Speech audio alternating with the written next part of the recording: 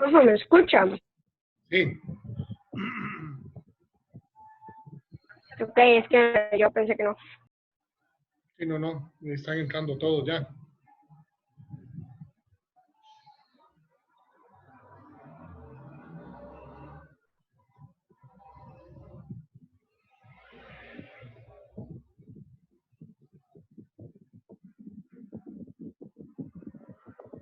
Buenas tardes, profe.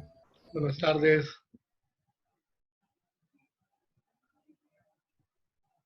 ¿Cómo está? Todo bien, gracias a Dios.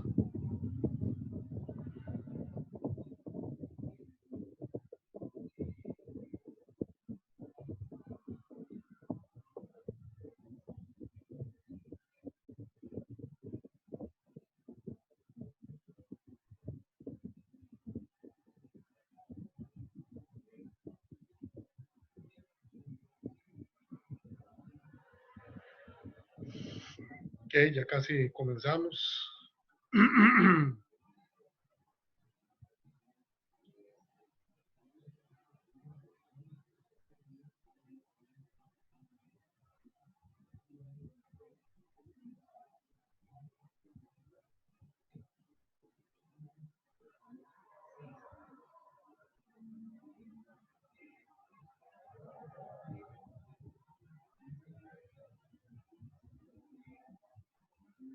Ok, listo. Bueno, chicos, buenas tardes. Un placer ver. Matías, ahí está.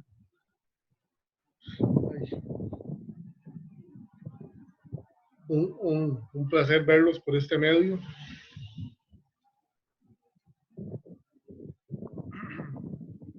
Vamos con la parte para terminar ya lo de los reinos, que estábamos con el reino animal, en la clasificación y en la forma general digamos, de poder identificarlos. Estos días he estado buscando la famosa clave dicotómica, que la podríamos utilizar tanto para hacer una prueba y después, o un trabajo en clase, con respecto a la clasificación de plantas, o incluso aplicar la clave a clasificación de animales. Lo que pasa es, una de dos, o es muy sencilla o es muy complicada las que he encontrado, y cuesta encontrarlas. Entonces yo ahora el fin de semana la voy a diseñar. La diseño, y con una diseñada para trabajar nosotros va a ser mucho más práctico trabajar con la clave dicotómica. Luego la clave es, por ejemplo, digamos, usted tiene que descartar, va identificando animales, y usted dice, ok, ¿tiene pelo? No tiene pelo. Si tiene pelo, continúe en la pregunta siguiente. Si no tiene pelo, pase a la pregunta 3. Perdón, entonces en la 3 dice, no tiene pelo porque tiene plumas. Entonces usted pone, si tiene plumas. Si tiene plumas, continúe en la pregunta siguiente. Y es como ir haciendo preguntas donde usted responde nada más sí o no. ¿Aparece tal cosa? ¿No aparece tal cosa? ¿Tiene tal cosa presente o no está presente? Y conforme usted va contestando, al final, con una clave dicotómica, usted llega a la conclusión de qué animal está viendo. O sea, y lo puede identificar, sea un insecto, sea un anfibio, sea un pez, usted lo puede, o sea un mamífero, usted lo puede identificar sin ningún problema. La clave se utiliza cuando uno está comenzando a ver clasificación de seres vivos, porque dentro de la clasificación, saber lo de los 5 reinos no es, no es suficiente para poder identificar a los bichitos, ¿verdad? Para poder identificar a las bacterias, a los protozoarios, o poder identificar, por ejemplo, diferenciar un hongo de una planta y saber qué tipo de animal estamos viendo. Entonces hoy, ya para ir cerrando la parte de los animales, encontré una página muy bonita con respecto a la clasificación de animales en grado macro, o sea, una clasificación general, pero viene muy especificada. O sea, no es tan complicada, pero no es como para niños, sino que es enfocada al hecho de que usted pueda ver un animal y lo pueda clasificar bien. Entonces vamos a pasarnos un tirito aquí vamos a compartir la pantalla Vamos para ver que todo esté bien. Ok. Vale, hostia, vale. Y ahora les paso el link, el enlace. Vamos para acá y ponemos compartir pantalla y nos vamos para acá. Muy bien. Esta pantalla se llama Ecología Hoy, ecologiahoy.com/inclinada animales, ecologiahoy.com/inclinada animales. Entonces dice, ¿qué sabemos nosotros de los animales? ¿Qué sabemos nosotros del reino animal o de los animales en forma general? Ellos caminan sobre el planeta desde hace mucho tiempo, antes que los hombres. Existen cientos de miles de especies sobre ellos, y aunque creemos que los conocemos, en realidad son todavía un misterio en comportamiento, en conducta, en biología y en diversidad. ¿De quién estamos hablando? Del reino animalia, del reino animalia. Entonces, ¿qué es la idea? Que cuando nosotros estamos delante de un organismo perteneciente al reino animalia, podamos decir qué es, cuáles son sus características y a qué grupo representa o qué tipo de animal estamos viendo. Viene aquí una caricatura, un diagramilla ahí, ¿verdad? Una foto. Viene un búho con anteojos, ahí la lechucilla. Parece como un lobo. Bueno, el lobo está aquí abajo, es como, aquí está el oso, bueno, este yo no sé qué es. Viene Pumba. Es un jabalí. Ese es un jabalí, muchas gracias. Tenemos a una zorra o un zorro. Aquí hay un zorrillo. Mapache. Y tenemos un mapache. ¿Ven? Entonces ahí están algunos que están, y son animales grandes, o sea, son mamíferos, salvo este que está aquí, que es el ave, pero son digamos, de la familia de los mamíferos. Y que si usted lo ve es fácil de reconocer, pero ¿qué pasa cuando uno ve o poder diferenciar entre una hormiga madre que tiene alas y una abeja o una avispa? Se parece mucho, entonces ahí es donde vamos a comenzar a ver las pequeñas diferencias que los caracterizan. En este artículo trataremos de responder preguntas tales como: ¿cuál es la definición de animal? ¿Qué significa esa palabra? ¿Qué son los animales? ¿Cuántas especies de animales existen?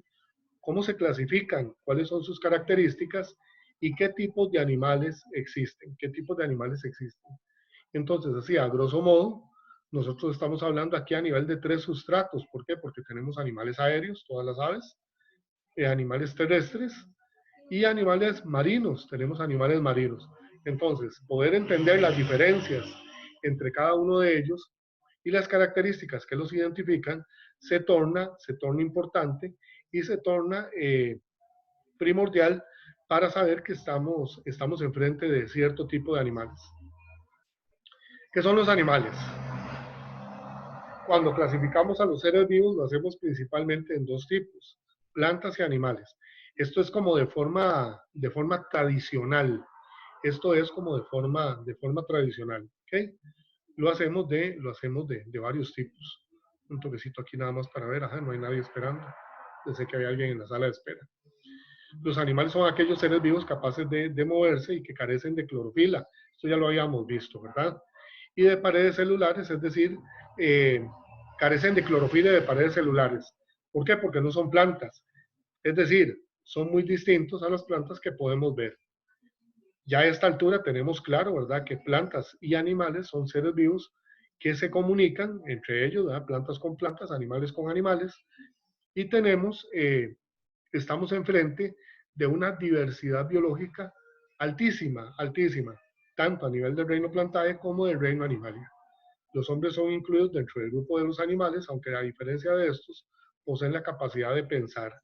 Aquí nosotros podríamos arreglar algo, ¿verdad? ¿Por qué? Porque los cerdos piensan y articulan pensamiento, igual que los homínidos, que es toda la familia de los monos, chimpancés, gorilas, todos ellos.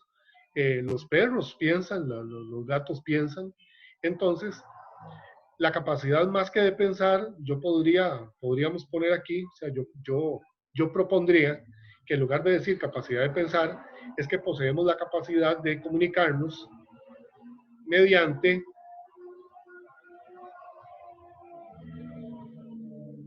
comunicarnos mediante un lenguaje hablado. ¿Ok? Mediante un lenguaje hablado. Tenemos el habla para comunicarnos. El habla y obviamente la escritura, que eso es lo que nos hace diferentes de los demás animales. ¿Ok? ¿Cuáles son las características principales de los animales? Dice que las características principales o generales son las siguientes. Organización celular, que puede ser del tipo eucariota o pluricelular. En el aspecto nutricional somos heterótrofos, ya que nuestro alimento entra por ingestión a nuestro cuerpo. O sea, comemos alimento, lo cual se hace de una forma u otra, dependiendo del tipo de animal. El reino animalia, todos nos movemos o funcionamos a partir de un metabolismo anaerobio. Aquí hay un error. Aerobio es, aquí debería decir aerobio. Aerobio significa que respiramos oxígeno y no podemos vivir sin él. Cuando decimos anaerobio es todo lo contrario, que no ocupamos el oxígeno. Aquí hay un error dentro de la página. Está interesante para ponerles en un comunicado. Todos los animales son de metabolismo aerobio, aerobio. Esto es lo que debería leerse correctamente, aerobio. Es decir, que respiramos oxígeno y no podemos vivir sin él. Otra característica común de todos los animales es que se reproducen de forma sexual, hallándose generalmente un animal macho y un animal hembra en el proceso. Y se trata además somos seres simétricos. Tenemos una simetría que se llama simetría axial.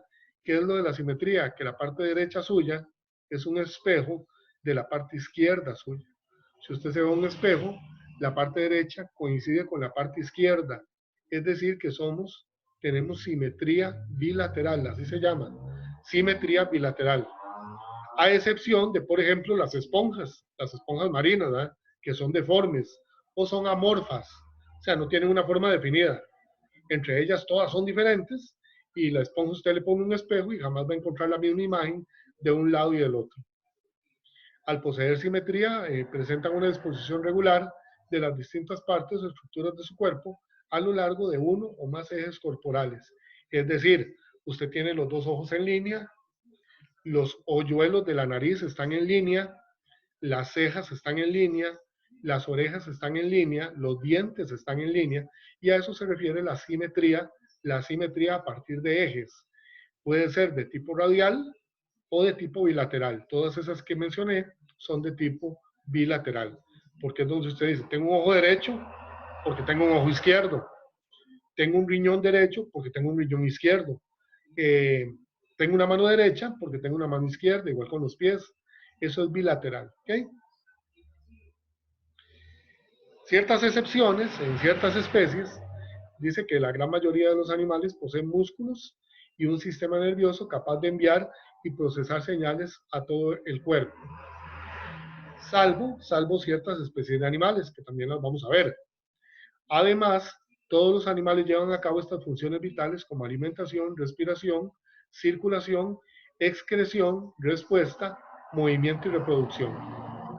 Entonces, funciones vitales o propiedades vitales son alimentación, respiración, circulación, excreción, o sea, orinar y defecar, respuesta a estímulos. Por ejemplo, si a vos te pellizcan, te duele. Ahí está la respuesta. Y quitas el brazo. Movimiento, nos podemos mover y nos podemos reproducir. Aquí hay un video, nada más es chiquitito. Vamos a verle un toquecito, voy a darle volumen.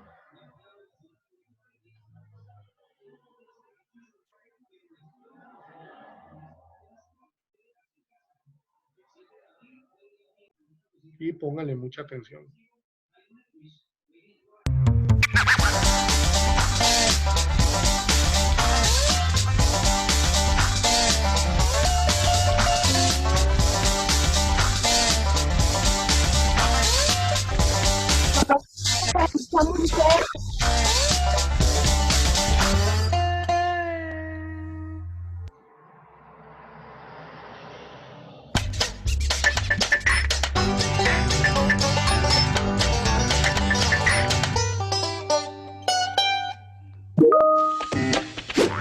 ¿Qué son los animales? Los animales son seres vivos. Al igual que las plantas, nacen, crecen, se alimentan, respiran, notan lo que pasa a su alrededor, pero al contrario que las plantas, los animales pueden hacer otras cosas. Los animales pueden desplazarse, las plantas no. Los animales suelen crecer durante un cierto tiempo, las plantas crecen durante toda su vida. Los animales no pueden fabricar su propio alimento, las plantas sí. Hay más de 1,5 millones de especies de animales diferentes que se pueden agrupar de muchas maneras, por su tamaño, por su reproducción, por su nutrición o por el medio donde viven. Los animales, como todos los seres vivos, realizan las 3 funciones vitales: nutrición, reproducción y relación. ¿Cómo es la función de nutrición de los animales? Para realizar la función de nutrición, los animales se alimentan de otros seres vivos. Según su alimentación, se dividen en 3 grupos. Los animales carnívoros, que se alimentan de otros animales, por ejemplo, son carnívoros los leones, los tiburones y las arañas. Los herbívoros, que se alimentan de plantas, por ejemplo, son herbívoros los caracoles, los canarios o las vacas. Y los animales omnívoros, que comen tanto animales como vegetales, por ejemplo, los osos. ¿Cómo es la reproducción de los animales? Cuando se reproducen, los animales tienen crías parecidas a ellos. Hay animales que nacen de huevos y otros que nacen del vientre de sus madres. Los animales ovíparos nacen de huevos, por ejemplo, las palomas, las moscas o las ranas. Los animales vivíparos nacen del vientre de su madre. Por ejemplo, son animales vivíparos los gatos, los monos, las cebras o los perros. ¿Cómo es la función de relación de los animales? Los animales notan lo que sucede a su alrededor y son capaces de responder a los cambios que ocurren. Los animales recogen información gracias a los sentidos. Sobre todo emplean la vista, el oído y el olfato. Para responder a la información que recogen realizan movimientos mediante sus músculos. La mayor parte de los animales pueden desplazarse de unos lugares a otros, pero hay algunos que no pueden desplazarse, como las anémonas, las esponjas o los mejillones.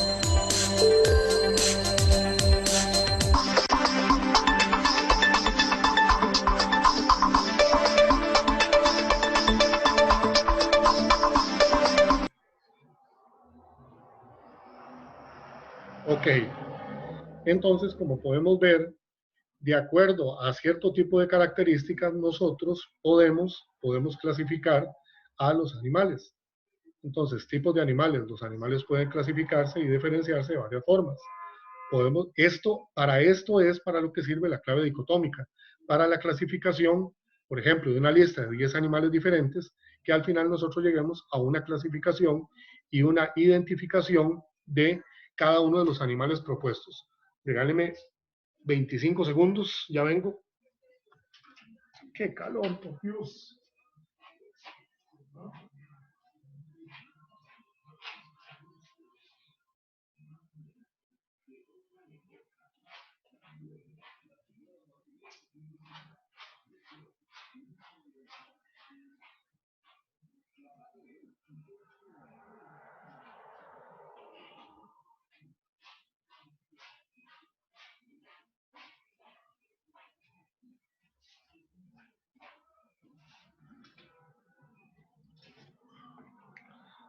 Gracias, chicos, ya volví.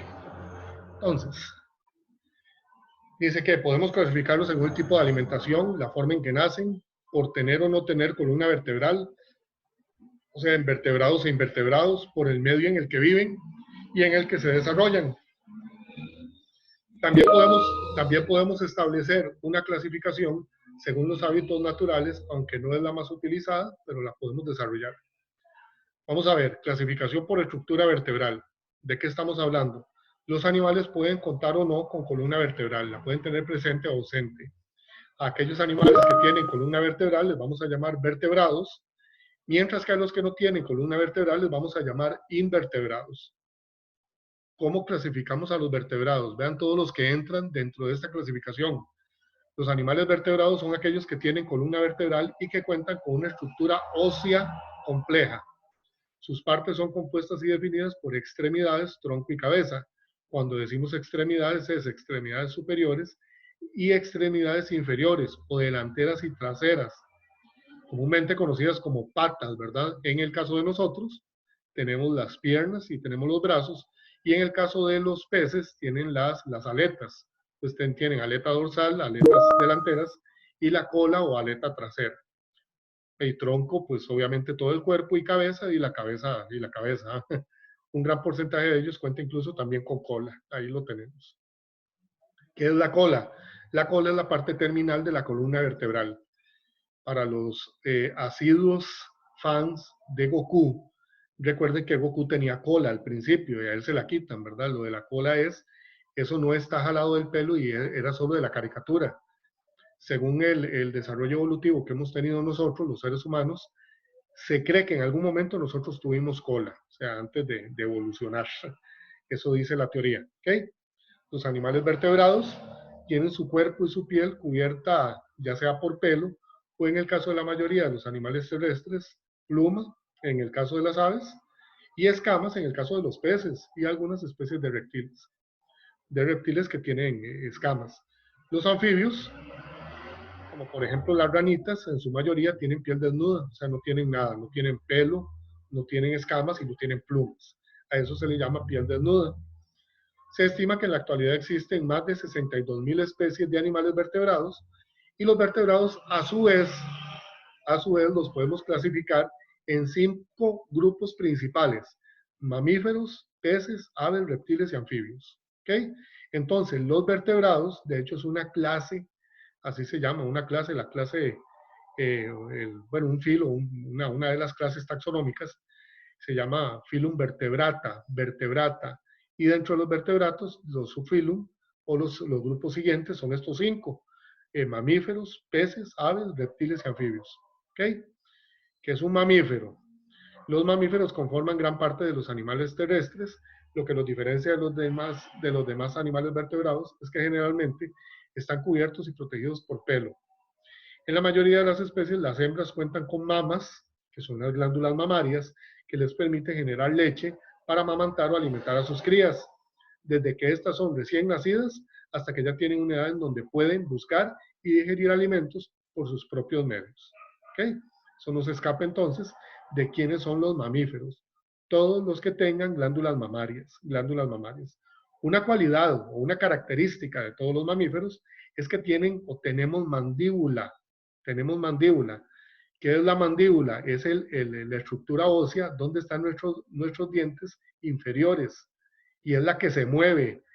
El de arriba, donde están los dientes superiores o los dientes que apuntan hacia abajo, se llama hueso maxilar, se llama maxila, y la maxila está fija, la maxila no se mueve. Lo que uno mueve es la mandíbula para comer, para silbar, para hablar, para gritar. Uno mueve la mandíbula, la maxila no se mueve. ¿Por qué? Porque la maxila pertenece al cráneo inmóvil, al cráneo estático, ¿verdad? Y a eso se le conoce, a esa mandíbula, como hueso dentario. Por lo que dijimos, ¿verdad? Que ahí están alojados los dientes, pues que también tienen en forma sincronizada el movimiento de la mandíbula.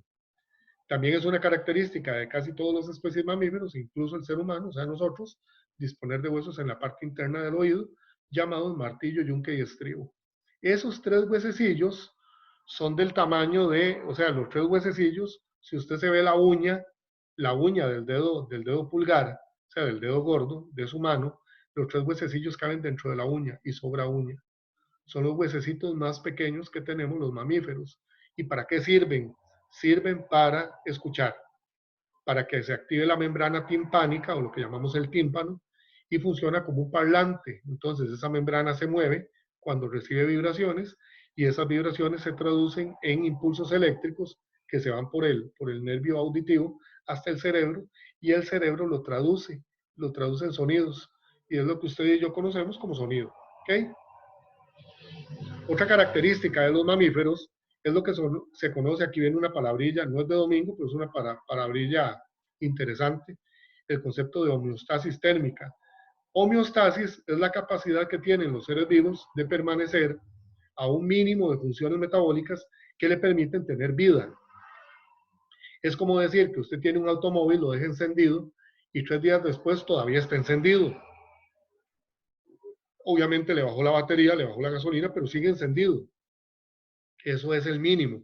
Eso es la homeostasis. Es la capacidad mínima que tenemos los seres vivos, en este caso estamos hablando de animales, para mantenernos con vida. Para mantenernos con vida. Nosotros, los mamíferos, tenemos un tipo de homeostasis que se denomina homeostasis térmica. Y aquí viene la parte donde todo el mundo vacila con esto. ¿En qué consiste la homeostasis térmica? Por ejemplo, nosotros tenemos órganos, vamos a hablar de los machos, el macho tiene órganos que necesitan estar a cierta temperatura porque si no, esos órganos se pueden dañar. Entre ellos están los testículos. Los testículos es de los órganos que tiene el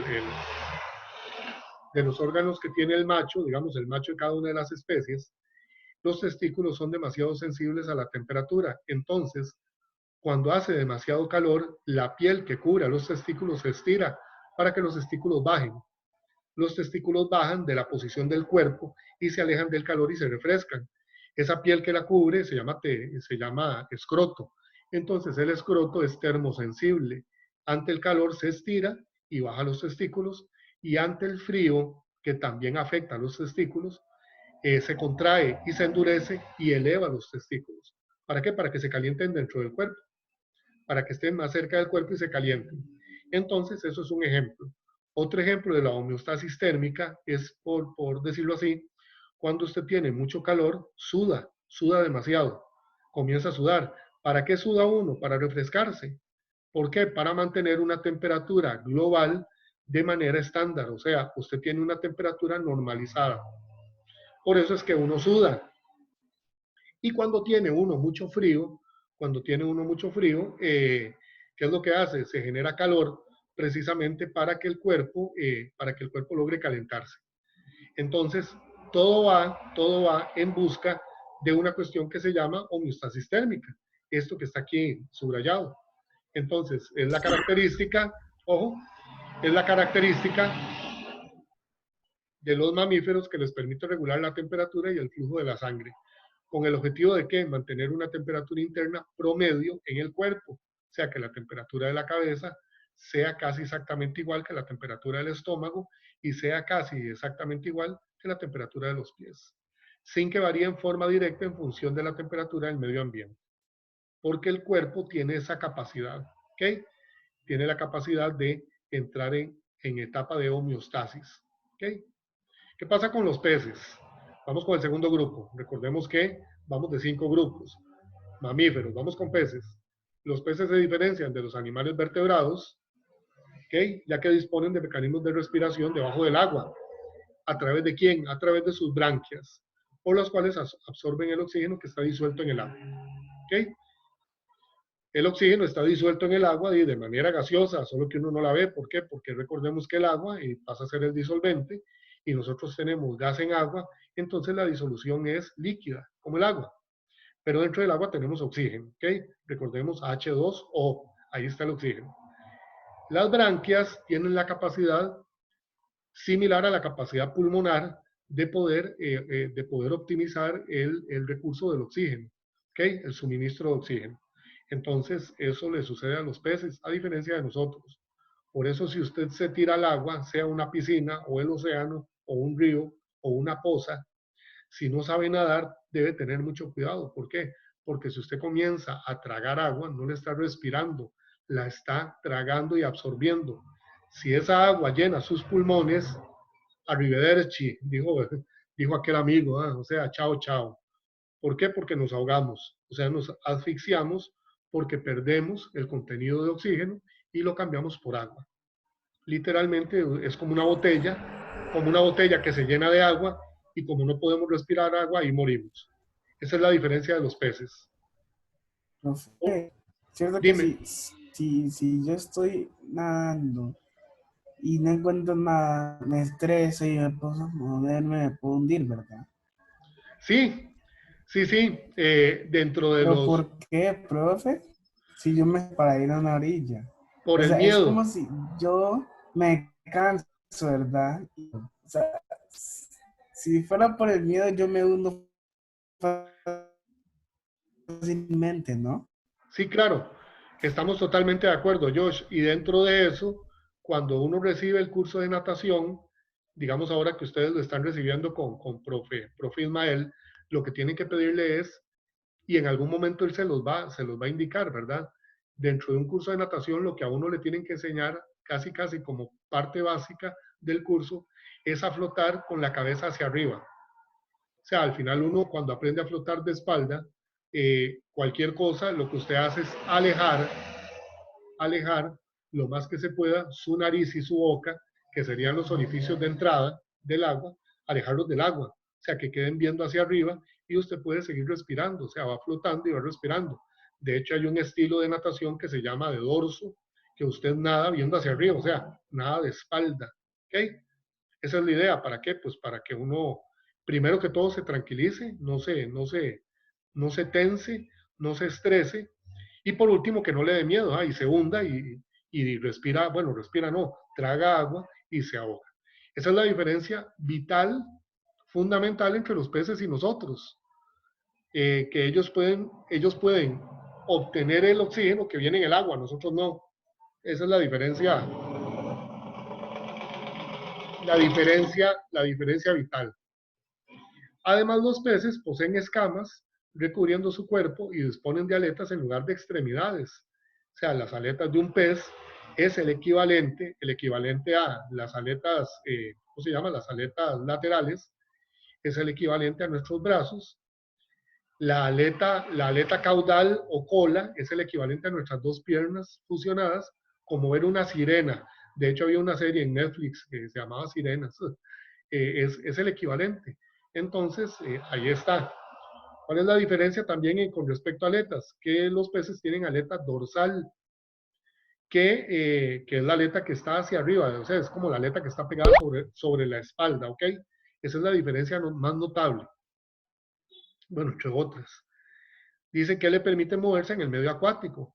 Por eso es que una persona que bucea, no sé si alguno de ustedes alguna vez ha buceado, es de las experiencias más inolvidables de la vida, una persona que bucea, usted no se tira, o sea, no se tira al agua, tiene el tanque de oxígeno, tiene digamos, tiene ahí la mascarilla con el vidrio, tiene el respirador de oxígeno, pero usted no se tira solo con eso. ¿Qué le falta? Bueno, además de todo el equipo que usa y el traje, le faltan las patas de rana, ¿verdad?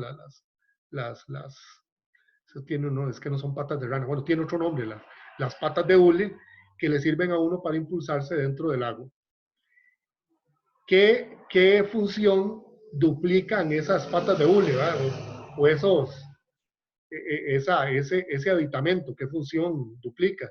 La función de la aleta dorsal, perdón, de la aleta caudal, de la aleta de la cola de los peces, ¿ok? ¿Por qué? Porque ese movimiento le permite a uno moverse mucho más rápido dentro del agua, o sea, en profundidades donde uno puede bucear. Al contrario de los mamíferos, los peces regulan su temperatura interna y la de la sangre. La función de la temperatura presente en el ambiente es lo que se llama ectodermia. Ojo, nosotros tenemos homeostasis térmica. Los peces regulan la temperatura dependiendo de la temperatura del agua. O sea, nosotros no. Usted está en el frío y le toma la temperatura, la idea es que tenga 37.5. Usted está en calor y le toma la temperatura, la idea es que tenga 37.5. Usted está en el aula con el aire acondicionado a full y le toman la temperatura, la idea es que tenga 37.5. La familia Ictios, o sea, la de los peces, ellos regulan la temperatura de acuerdo a la temperatura del agua. Bueno, hay una, no sé, algunos de ustedes, si les gusta comer langosta, el plato de langosta, o sea, donde le sirven a uno la langosta. La langosta para cocinarla, no sé si alguno de ustedes sabe cómo se cocina la langosta. ¿Alguno sabe cómo se cocina la langosta? Para comerla así en un plato manjar carísimo. Plato de langosta puede costar 30. Se cocina viva. Se cocina viva, Isabela, excelente. Plato de langosta, un ¿Y buen por qué plato. se cocina viva? Porque las langostas No tienen muerta.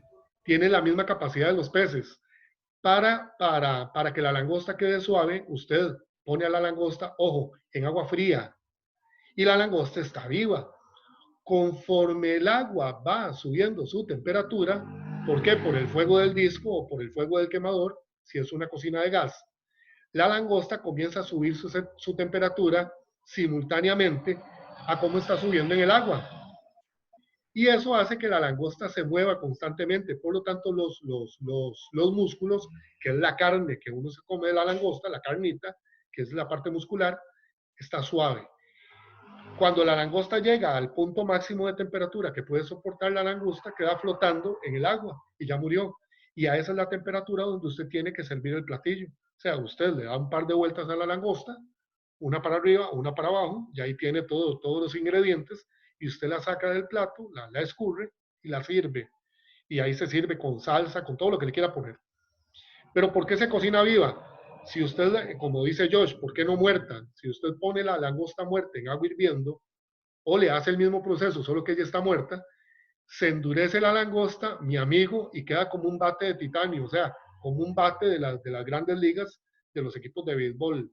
Queda tan dura, tan dura, tan dura, tan dura, que no se puede ni siquiera, o sea, el caparazón no se le puede quitar, o sea, el exoesqueleto no se le puede quitar. Y si usted se lo logra quitar, no hay tenedor y no hay cuchillo que parte esa carne, no lo hay. O sea, no hay cubierto, no hay tenedor, no hay motosierra que le parta la carne de la langosta.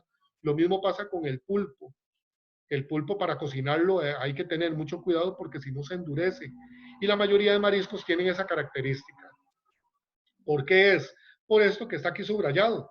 Al contrario de los mamíferos, voy a subrayar solo lo que nos interesa, dice que los peces regulan su temperatura interna y la de la sangre en función de la temperatura presente en el ambiente. ¿Y cuál es el ambiente de ellos? El agua. ¿Okay? Por eso a esto se le llama ectotermia, que es lo contrario de la homeostasis térmica, de la cual nosotros gozamos. ¿Ok? Chicos, faltan 22 segundos. Voy a salirme y entramos en la otra. Segunda parte. Voy a salirme aquí.